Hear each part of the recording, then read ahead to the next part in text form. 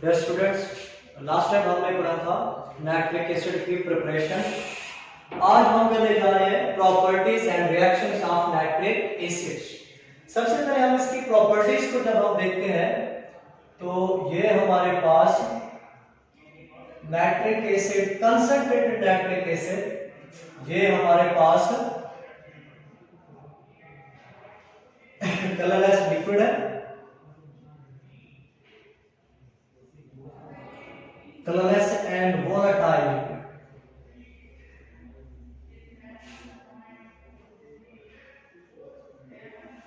Volatile liquid होता है। अच्छा, इसके अलावा ये कलरलेस है, वोलेटाइल लिक्विड भी है। वोलेटाइल मतलब जो रूम टेम्परेचर से बिलो टेम्परेचर पर वेपर में तब्दील हो जाता है, तो ये कलरलेस है और वोलेटाइल लिक्विड्स है। और ये फ्यूमेन देता है स्ट्रॉन्गली एयर।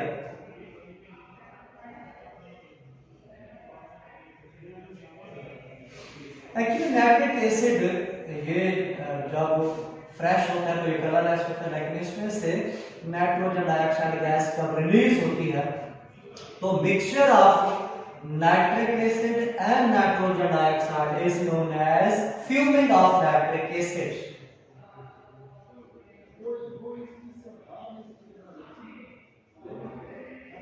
और ये आम नाइट्रिक एसिड के मुकाबले में ज्यादा रिएक्टिव हो जाता है। इसकी स्मेल जो है वो पंजेंट स्मेल है, चुभने वाली पंजेंट स्मेल है। और ये इसकी ग्रेविटी जो है 15 डिग्री 1.5 एंड 15 सेल्सियस, यानी 15 डिग्री सेंटीग्रेड इसकी ग्रेविटी जो है वो 1.5। ये चंद एक प्रॉपर्टीज हैं। अब हम इसके रिएक्शंस करेंगे, रिएक्शंस ऑफ नाइट्रिक एसिड।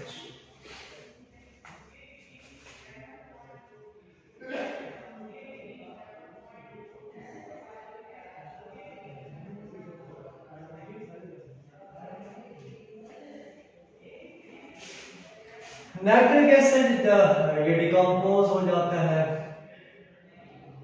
और जब ये डिकम्पोज होता है तो उससे वाटर बनाता है, नाइट्रोजन डाइऑक्साइड बनाता है और ऑक्सीजन बनाता है।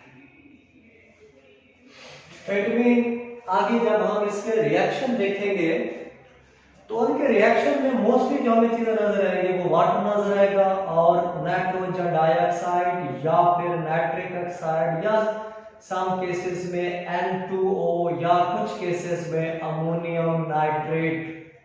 ये दो चीजें बहुत कॉमन होंगी, यानी वाटर होगा, इनमें से कोई आपके पास जो है ना और गैस हो सकती है या कंपाउंड हो सकता है, नाइट्रोजन डाइऑक्साइड हो सकता है, नाइट्रिक ऑक्साइड। यानी जब कंसंट्रेटेड नाइट्रिक एसिड होता है तो नाइट्रोजन डाइऑक्साइड मिलती है, जब डाइल्यूट होता है तो नाइट्रिक ऑक्साइड, नाइट्रस ऑक्साइड, या वेरी डाइल्यूट है तो अमोनियम नाइट्रेट भी मिल सकता है। इसके अलावा जिसके साथ हम मेटल या नॉन मेटल के साथ जब रिएक्ट करवाएंगे तो एक कंपाउंड तो उसके लिहाज से होगा, लेकिन दो कंपाउंड और जो मिलेंगे वो या वाटर होंगे या इनमें से कोई एक हो सकता है। तो इट मीन मोस्टली इसके जो हम प्रोडक्ट देखेंगे तो उन प्रोडक्ट्स में मोस्टली हमें जो मिलेंगे इन्हीं में से ही मिलेंगे। वाटर मिलेगा, nitrogen dioxide, nitric oxide, nitrous oxide या अमोनियम नाइट्रेट, और इसके साथ एक और कंपाउंड जो उस मेटल या नॉन मेटल के लिहाज से नाइट्रेट होगा, वो अमूमन नाइट्रेट होगा। मसलन सबसे पहले हम इसको देखते हैं as acid, nitric acid as acid, HNO3 as acid. जब ये एसिड होता है तो एसिड अमूमन बेसिक ऑक्साइड के साथ, बेसिस के साथ या कार्बोनेट, मेटल कार्बोनेट के साथ जब रिएक्ट करता है तो उस सूरत में अमूमन न्यूट्रलाइजेशन होती है, वाटर और सॉल्ट बनते हैं और कार्बोनेट की फॉर्म में कार्बन डाइऑक्साइड भी मिलती है। मसलन सबसे पहले हम ऑक्साइड के साथ रिएक्शन करवाते हैं। कैल्शियम ऑक्साइड को जब हम नाइट्रिक एसिड के साथ रिएक्ट करवाते हैं तो उस सूरत में ये बनाता है कैल्शियम नाइट्रेट, ये एक साल्ट है, और प्लस H2O। तो ये वो रिएक्शन है जिसमें ये नाइट्रिक एसिड जो है ना एज एसिड के तौर पर अमल कर रहा है, क्योंकि एज ए ऑक्सीडाइजिंग एजेंट के तौर पर भी अमल कर सकता है, तो इसलिए यहाँ पर एज एसिड के तौर पर बिहेव कर रहा है। इसी तरह से जब ये इसको हम रिएक्ट करवाते हैं अल्कलीज के साथ, लाइक सोडियम हाइड्रोक्साइड के साथ, तो उस सूरत में भी साल्ट बनता है और वाटर बनता है। तो उस सूरत में हमारे पास सोडियम नाइट्रेट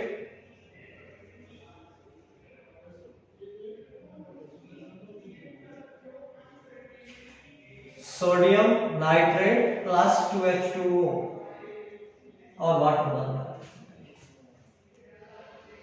अगर इसको कार्बोनेट के साथ रिएक्ट करवाते हैं, जैसे कि सोडियम कार्बोनेट है, इसको नाइट्रिक एसिड के साथ रिएक्ट करवाते हैं, तो उस सूरत में हमारे पास सोडियम नाइट्रेट बनेगा,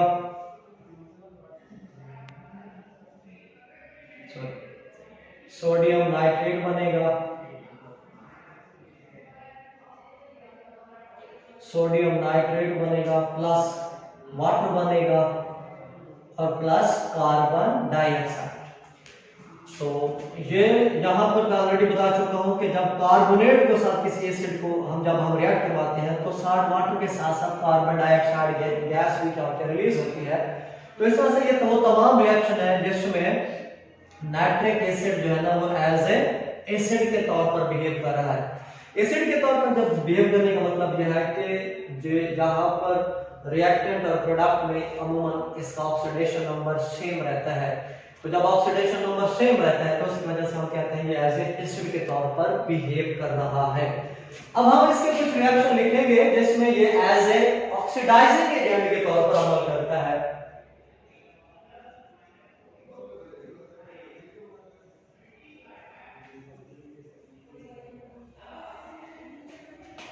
यानी नाइट्रिक एसिड जब ये डिकम्पोज होता है तो उस सूरत में ये बनाता है, वाटर बनाता है,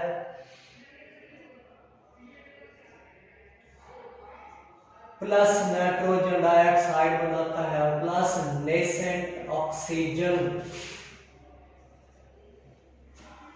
प्लस नेसेंट ऑक्सीजन। इसकी वजह से ये नॉन मेटल को ऑक्सीडाइज करता है। तो अब हम लिखेंगे रिएक्शन विद नॉन मेटल या oxidising non metal.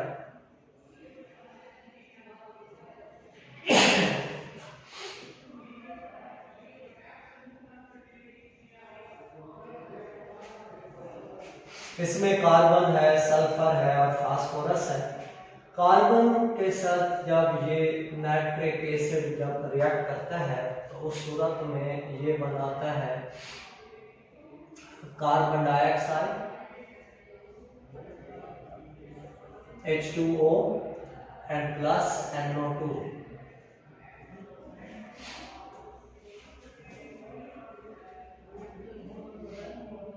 To H2O 4 NO2 CO2।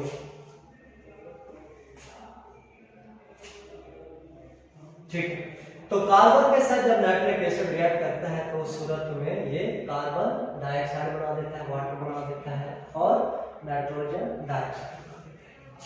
इसी तरह से जब ये सल्फर के साथ रिएक्ट करता है तो उस सूरत में ये बना देता है H2SO4 plus 6NO2 and plus हमारे पास वाटर 2H2O। तो इस तरह से सल्फ्यूरिक एसिड बन गया हमारे पास। ठीक, जब ये नाइट्रिक एसिड सल्फर से रिएक्ट करता है तो उस सूरत में एक्चुअली सल्फर डाइऑक्साइड जो कि वाटर से रिएक्ट करके क्या बना देता है, सल्फ्यूरिक एसिड। इसी तरह से जब ये फास्फोरस के साथ रिएक्ट करता है तो उस सूरत में ये बनाता है फास्फोरिक एसिड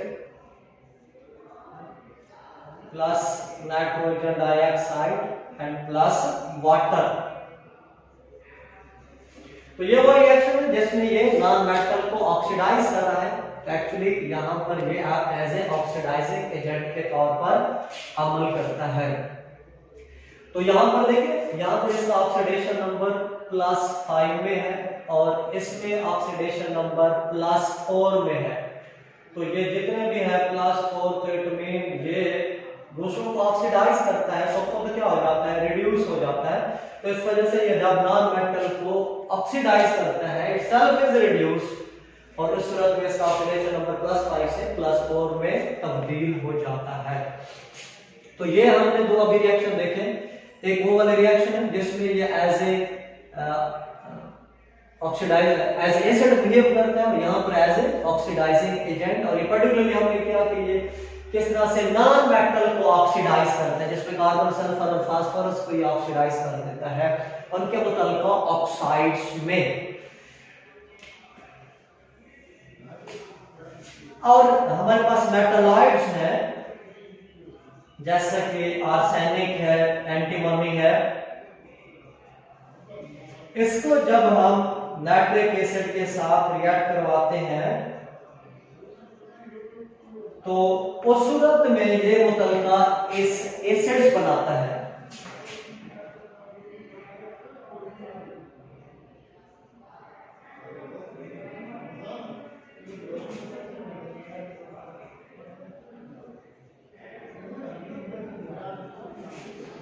+H2O।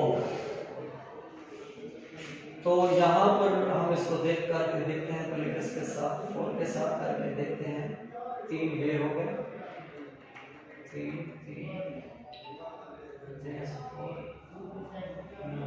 यहाँ पर 5 8 के साथ करके देखते हैं। 5H2O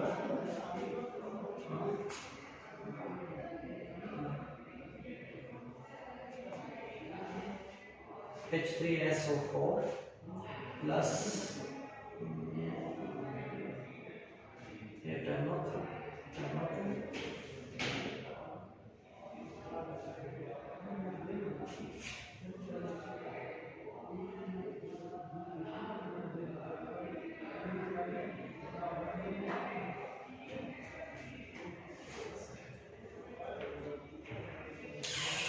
तो आर्सेनिक है, एंटीमनी है।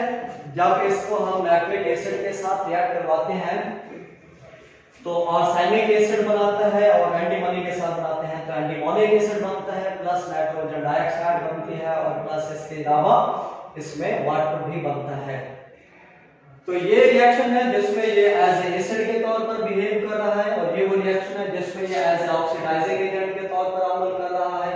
और यहाँ पर ये मेटलॉइड के साथ जब रिएक्ट करता है तो उस सूरत में ये बनाता है क्या चीज, करस्पॉन्डिंग एसिड्स।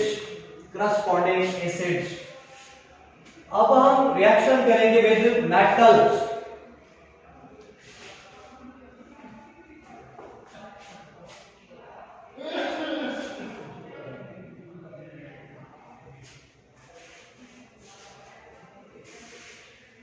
नाइट्रिक एसिड के जो रिएक्शन है मेटल के लिए वो डिफरेंट है, डिफरेंट मेटल के लिए जो इसके रिएक्शन है वो मुख्तलिफ है।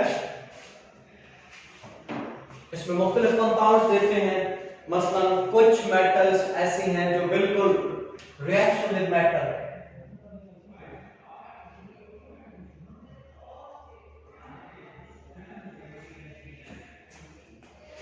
रिएक्शन ऑफ नाइट्रिक एसिड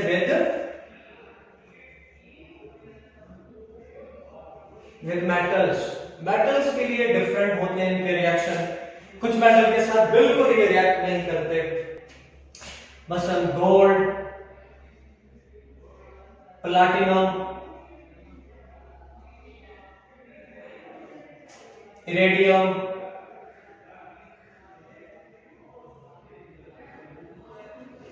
ये वो मेटल्स हैं जिनके साथ ये बिल्कुल रिएक्ट नहीं करते।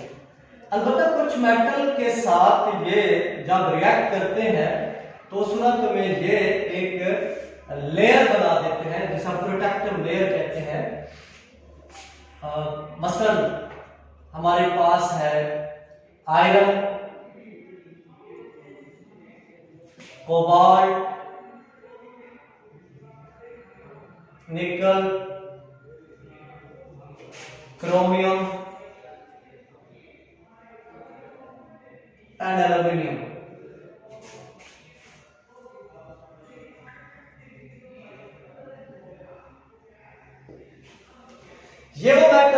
जब ये नाइट्रिक एसिड के साथ रिएक्ट करती हैं तो उसकी वजह से इनके ऑक्साइड बन जाते हैं, वो ऑक्साइड जो है ना इसके ऊपर एक फिल्म बना देते हैं, कवर बना देते हैं, लेयर बना देते हैं, जिसकी वजह से इनके मजीद रिएक्शन नहीं होते और उसकी वजह से मजीद ऑक्सीडेशन नहीं होती। इसी तरह से टंगस्टन है, यूरेनियम है, ये भी चेंज हो जाते हैं अपने ऑक्साइड्स में। जब बहुत इंपॉर्टेंट है कि कुछ मेटल ऐसी भी हैं जो कि नाइट्रिक एसिड के साथ जब रिएक्ट करती हैं तो हाइड्रोजन गैस रिलीज करती हैं। मसलन ये वाले जो है मेटल ये ऑक्साइड में तब्दील हो जाते हैं, ये वाले जो है ये एक फिल्म बना देते हैं, एक लेयर बना देते हैं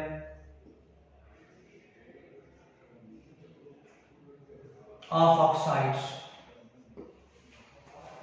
और ये वो मेटल है जिसमें हमारे पास मैग्नीशियम है, कैल्शियम है, मैंगनीज है। ये जब रिएक्ट करती है नाइट्रिक एसिड के साथ they release hydrogen gas. First magnesium है, जब ये नाइट्रिक एसिड के साथ रिएक्ट करती है तो मैग्नीशियम नाइट्रेट बनाती है।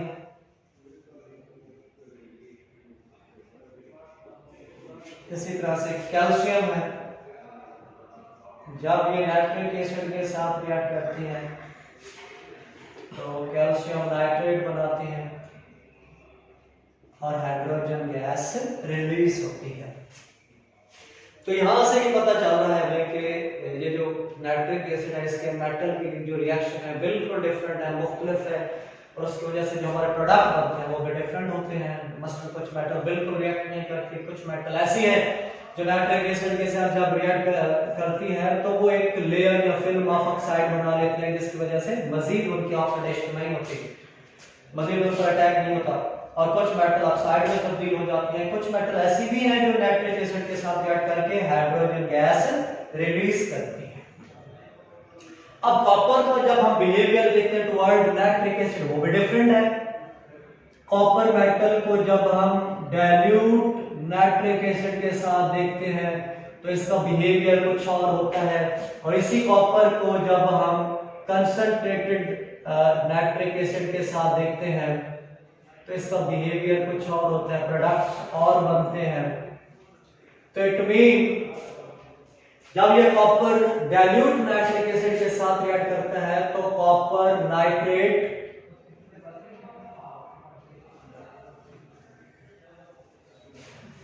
नाइट्रिक ऑक्साइड्स और प्लस वाटर बनाता है। लेकिन यही कॉपर जब कंसंट्रेटेड नाइट्रिक एसिड के साथ रिएक्ट करता है तो copper nitrate nitrogen dioxide and water बनाता है।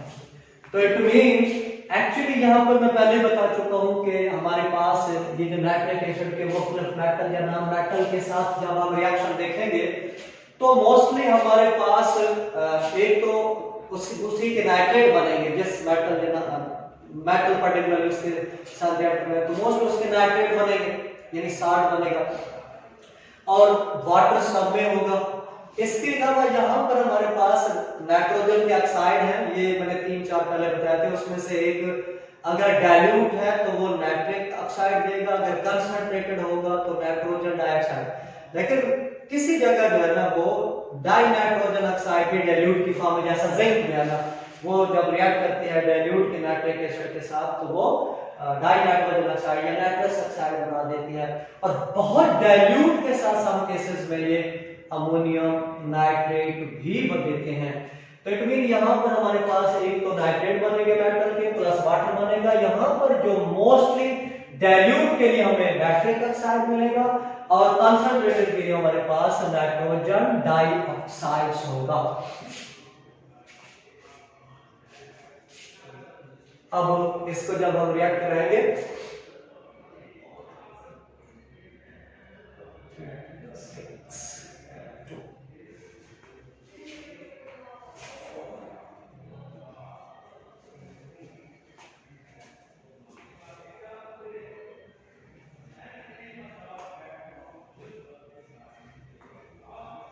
तो इस तरह से ये है कि कॉपर जो है ना, ये इसका जो बिहेवियर है नाइट्रिक एसिड के लिए, वो डाइल्यूट के लिए कुछ और है और कंसंट्रेटेड के लिए और है।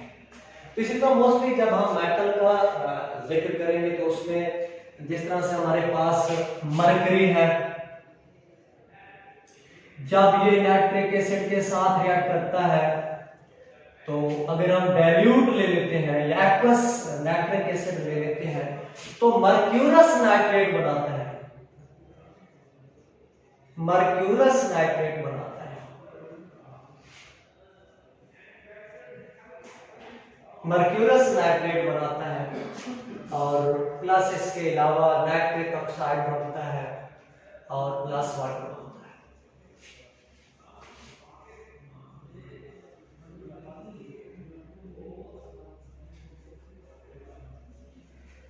और अगर इसी को कंसंट्रेटेड के साथ रिएक्ट करवाएं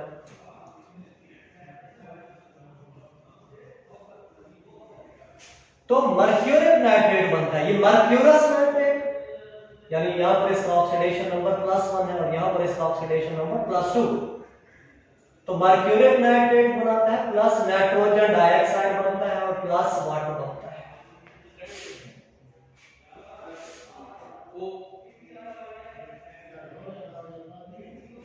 तो इस तरह से कॉपर के लिए देखें या हम मरकरी के लिए देख रहे हैं तो डाइल्यूट और कंसंट्रेटर में जो अमूमन एक तो मुख्तलिफ कौन से नाइट्रेट बनेंगे, जैसे कॉपर है तो कॉपर नाइट्रेट, मरकरी है तो मरकरी के नाइट्रेट बन रहे हैं, प्लस जो दो और हमारे पास कॉमन होते हैं उनमें से वाटर साल्फेट कॉमन होता है और इसके अलावा या नाइट्रिक ऑक्साइड होंगे या नाइट्रोजन डाइऑक्साइड। अगर डाइल्यूट है तो नाइट्रिक ऑक्साइड बनेगा और अगर कंसंट्रेटेड होंगे तो नाइट्रोजन डाइऑक्साइड बनेगा।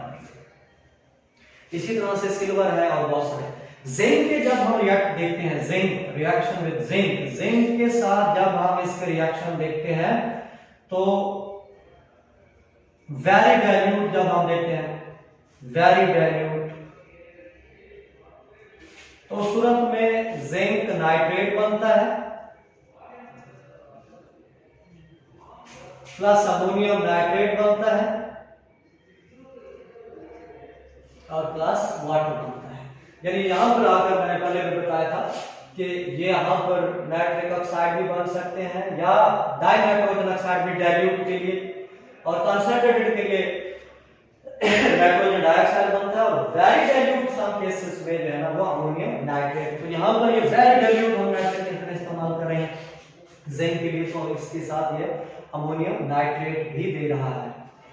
तो ये हमारे पास है जी जिंक नाइट्रेट। तो जब हम रिएक्ट करवाते हैं इसके साथ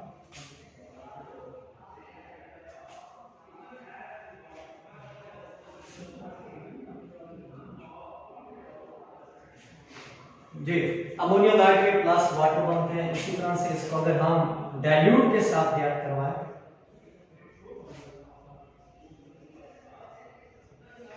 NO3, इसको अगर हम डाइल्यूट के साथ, तो यहां पर जिंक नाइट्रेट बनता है प्लस डाइनाइट्रोजन ऑक्साइड बनता है और प्लस क्या बनता है, वाटर बनता है। और अगर इसको हम कंसंट्रेटेड के साथ रिएक्ट करवाएं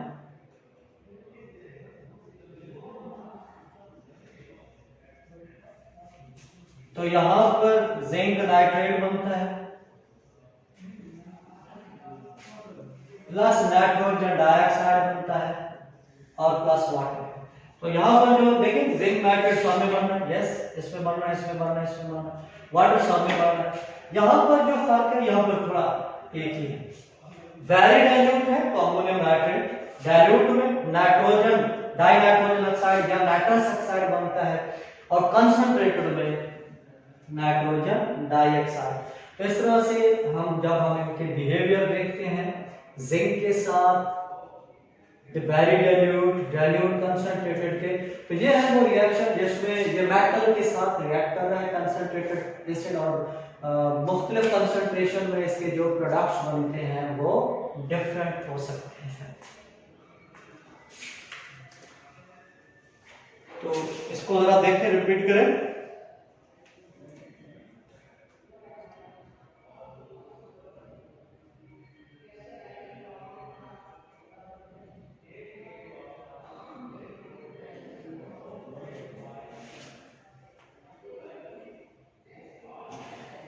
अब हमने इनके कुछ रिएक्शन करवाने हैं रिड्यूसिंग एजेंट के साथ।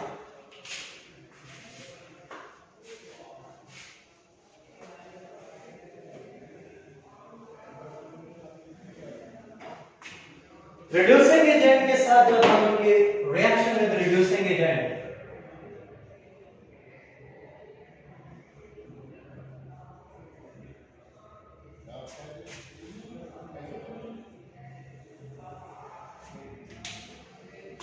मसलन फेरस सल्फेट, ये हमारे पास रिड्यूसिंग एजेंट है। H2S है, ये हमारे पास रिड्यूसिंग एजेंट है। तो इनके हमने अभी रिएक्शन करवाने हैं और ये देखना है कि वो जब नाइट्रिक एसिड इनके साथ रिएक्ट करता है तो ये रिड्यूसिंग एजेंट है, तो उसको क्या कर देंगे, ऑक्सीडाइज कर देंगे। तो सबसे पहले हम फेरस सल्फेट का देखते हैं। ये फेरस सल्फेट एक्चुअली कन्वर्ट हो जाता है किसमें, फेरिक सल्फेट में।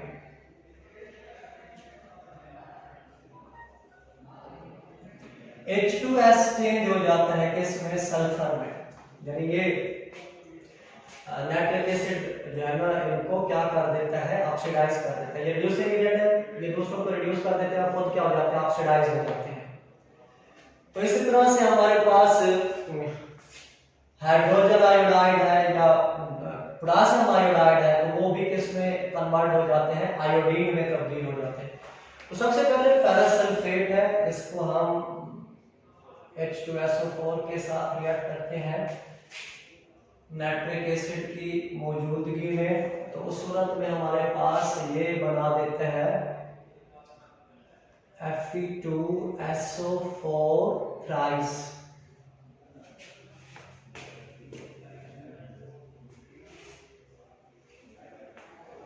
Fe2SO4 थ्राइस, यानी यहाँ पर फेरस में इसका ऑक्सीडेशन नंबर जो है ना वो +2 है और फेरिक में इसका ऑक्सीडेशन नंबर क्या हो गया, +3। तो इट मीन यहाँ पर जो फेरस है वो ऑक्सीडाइज हो जाता है किसमें, फेरिक में। और प्लस जो है ना, इसके अलावा हमारे पास नाइट्रोजन डाइऑक्साइड बनेगा और प्लस क्या बनेगा, वाटर बनेगा। इसी तरह से हमारे पास H2S है, इसको जब हम नाइट्रिक एसिड के साथ रिएक्ट करते हैं तो उस सूरत में हमारे पास बनेगा H2O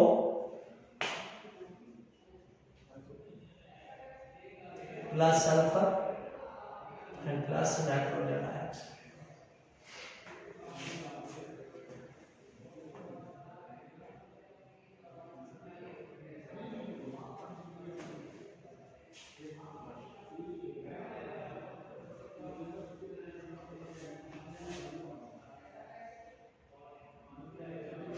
जी वाटर 4 हो गया, 4 में 8, 6 और 2 8 हो गए। और हमारे पास ऑक्सीजन,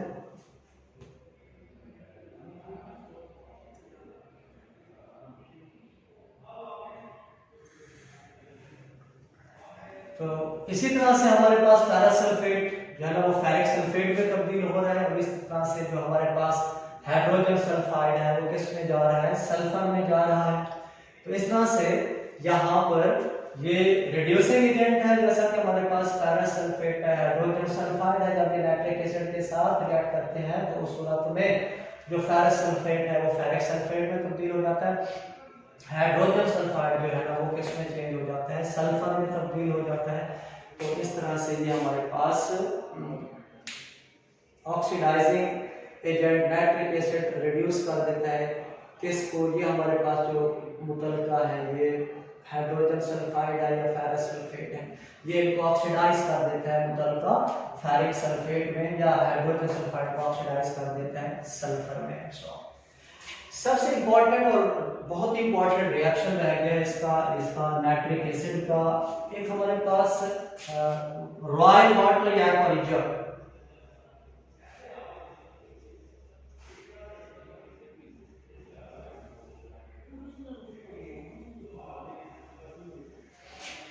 यानी जब हम वॉल्यूम के लिहाज से 1 वॉल्यूम नाइट्रिक एसिड कंसंट्रेटेड लेते हैं और 3 वॉल्यूम HCl लेते हैं तो उस सूरत में हमारे पास वाटर बनता है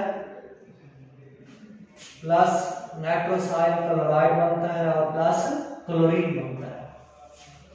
नाइट्रोसाइल क्लोराइड जो है ये डिकम्पोज हो जाता है तो नाइट्रिक ऑक्साइड बनाता है और एटॉमिक या नेसेंट क्लोरीन बनाता है। नेसेंट क्लोरीन हाईली रिएक्टिव होती है, इवन ये गोल्ड या प्लैटिनम आयन के साथ रिएक्ट करती है और उसको सॉल्युबल क्लोराइड्स में तब्दील कर देते हैं। जी अब इसका सवाल जो आता है कि मुझे आता है कि how aqua reaction dissolve gold and platinum, इसी तरह से प्लैटिनम है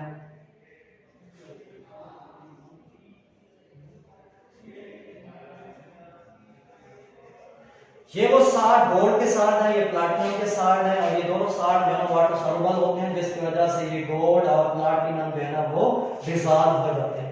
अब इसका सवाल ये आता है कि how aqua reaction dissolve gold and platinum.